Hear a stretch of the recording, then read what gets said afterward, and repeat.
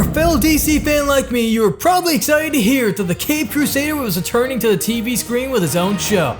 But how does it compare to his competitors and our high hopes? Let's find out. Let's get ready to rumble! Animation! The show begins with the episode showing some vibrant colors and great shots of Clark's house as a child. But as I continue watching, I realize that the scene appears to be very flat, using basic still trees for the background and low detail static shots overall. Bruh, look at this dude. Wait till you see the. No.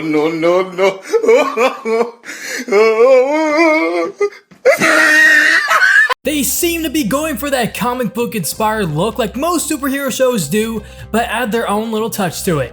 And although a comic book style allows for less detail in certain circumstances, you can definitely see the budget in only the first few minutes of the TV show. It becomes even more apparent as you continue the episode, noticing the whole world around the main character is very dead. Wait a minute. Where is everybody? For example, I don't think we get to see any wide shots of the city, which is unfortunate. I find that often the city is a representation of the hero, as they both influence each other. Batman and Gotham are a great example. And I know the artists were jumping for a chance to create their own version of Metropolis for the world to see. I might have been able to excuse that if they didn't avoid showing shots of their own office, which should have been having people running back and forth getting calls and papers flying. It may seem small, but these little things help build the atmosphere of the world and make it just seem realer and more lively. The one shot they have with multiple people is a still with only one person actually moving before they quickly change to the next scene.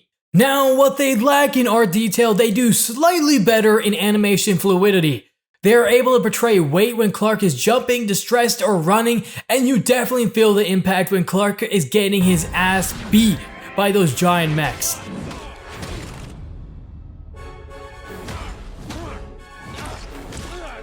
The main cast are lively, have natural poses, and are constantly doing something in the background even when they don't have the focus on them.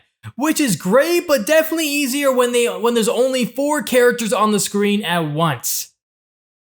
Lastly, this might be small, but I am loving the glow effects they're doing with Clark's eyes and body.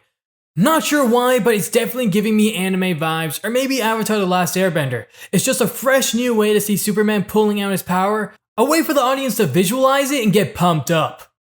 Characters! We get introduced with the main 3 cast pretty quick, so let's see how they compare to their past representations. First, we have the classic Clark Kent. As usual, he appears to be as buff as ever, with Lois actually mentioning it in the episode. What? Just lift me up. You're like twice my size. You can definitely... And although he might be buff, it's definitely not blocky like some iterations, giving him a more natural and realistic look for a human to have without some of that secret sauce, if you know what I mean. Clark alongside everyone else is younger, so we get to see a younger version to keep things fresh. He shares that clumsy trait as past representations, but instead of pretending to be clumsy to protect his persona, it's because he just sucks at controlling his powers. Although it does seem to be a little inconsistent, it makes me wonder why 10 years of powers wasn't enough time to train himself. He is shown to awaken his powers as a child, having a natural grasp over them. Without control, he would have definitely pulled a Spider-Man and smashed a basketball net or something.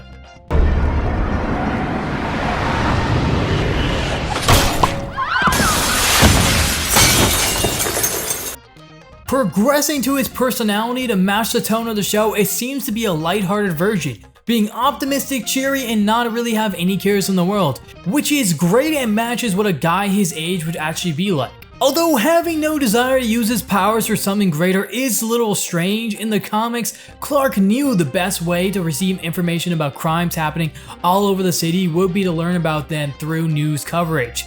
He would be able to do his own investigations for them by going around as a news reporter. In this case, we get no reasoning of why he chose the career. Jimmy Olsen. Now, I'm not gonna lie, but I'm not sure why he's part of the main cast. He's always been a side character, and for good reason, as he's your average photographer. Lois and Clark are already being shown to flirt, and he's just gonna be a huge third wheel.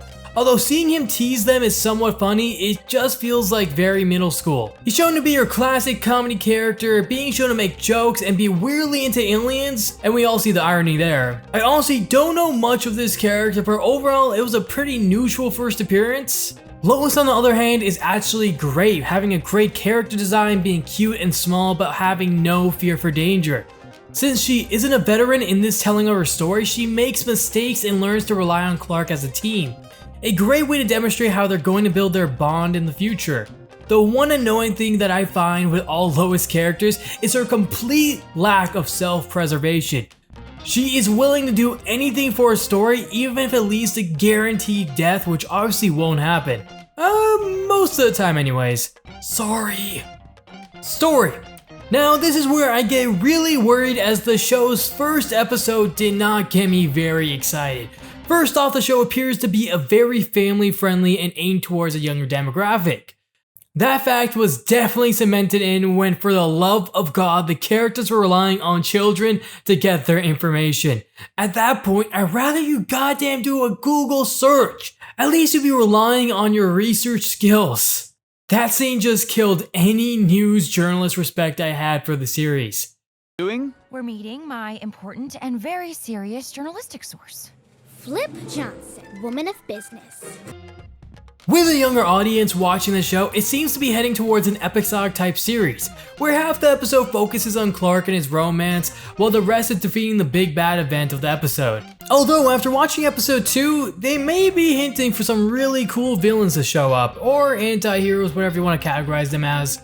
I won't say who, but it could definitely lead to some drama and some interesting situations that happen in the show. Surprisingly, stuff that hasn't been done in more recent shows like Young Justice. Although if the show did go the more episodic route, that would be totally fine. Not all superhero shows need to focus on intense and rich stories. Sometimes a good slice of life is even better. A great one that comes to mind is the Bat Family comic on Webtoon, an amazing slice of life that shows the adventures of everyone. The show might actually excel better in a more slice of life theme, as they nail their facial and body expressions, letting us really feel what the artists are trying to portray through their characters. Although more detailed backgrounds would be great to build that atmosphere. Either way, I hope Lois and Jimmy have their own time to shine and aren't treated like tools to generate scenes for Clark/Superman. To conclude, I guess I gotta give this show a 6 out of 10. It has the potential to be so much more based on the first 2 episodes, but it is limited based on the animation budget and cast. Hopefully I'm wrong and it becomes a 10 out of 10, but I'm pretty confident in my rating so far. Thanks for watching and have a great day. Also, it'd be great if you subscribed. I need more viewers.